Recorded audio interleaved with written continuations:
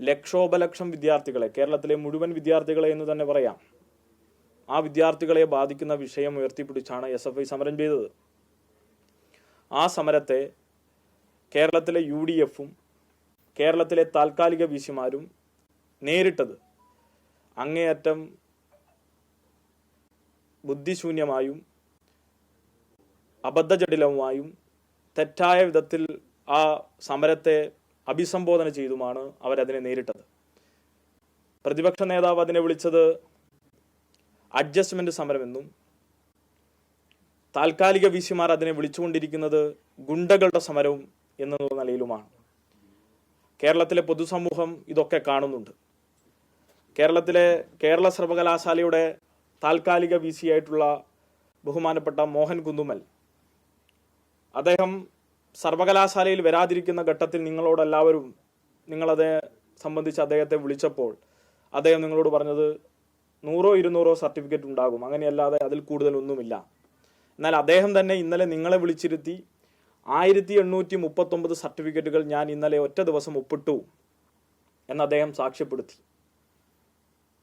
സാക്ഷ്യപ്പെടുത്തി എന്ന് മാത്രമല്ല, അതെല്ലാം ഡിഗ്രി സർട്ടിഫിക്കറ്റുകളായിരുന്നു എന്നുള്ളതും പറഞ്ഞു. ഞങ്ങളുടെ ആവശ്യം ജെന്യുവിനായിരുന്നു. ആയിരക്കണക്കിന് വിദ്യാർത്ഥികൾ അവരുടെ ഉപരിപഠന സാധ്യതകൾ അനിശ്ചിതത്വത്തിലായിക്കൊണ്ടാണ്, അതിനെ ചോദ്യം ചെയ്തുകൊണ്ടാണ് ഗവർണർ പ്രവർത്തിക്കുന്നത്, അതോടൊപ്പം തന്നെ അതിനെ പിന്തുണച്ചുകൊണ്ട് VC പ്രവർത്തിക്കുന്നത് എന്ന് ഞങ്ങൾ ചൂണ്ടിക്കാണിച്ചു. അത് ശരിവെക്കുന്നതായിരുന്നു ഇന്നലത്തെ മോഹൻ കുന്നുമ്മലിന്റെ പ്രസ് മീറ്റ്. ആ പ്രസ് മീറ്റിൽ ഉടനീളം SFIയെ ആക്ഷേപിക്കുക, കേരള സർവകലാശാലയുടെ രജിസ്ട്രാറെ ആക്ഷേപിക്കുക, സിൻഡിക്കേറ്റിനെ ആക്ഷേപിക്കുക, കേരളത്തിലെ പൊതുസംവിധാനങ്ങളെ ആക്ഷേപിക്കുക എന്നുള്ളതായിരുന്നു അദ്ദേഹത്തിന്റെ ഉദ്ദേശം. ആ ഉദ്ദേശങ്ങളെ വകവെച്ചു കൊടുക്കാൻ മനസ്സില്ല. അതുകൊണ്ടുകൂടിയാണ് നിങ്ങളെ ഇന്ന് കാണണം എന്ന് ഞങ്ങൾ നിർബന്ധിക്കപ്പെട്ടത്. ഇവിടെ മോഹൻ കുന്നുമ്മൽ പ്രത്യേകമായി എടുത്തു പറഞ്ഞത് രാഷ്ട്രീയം സംസാരിക്കാൻ ഞാൻ തയ്യാറല്ല എന്നാണ്.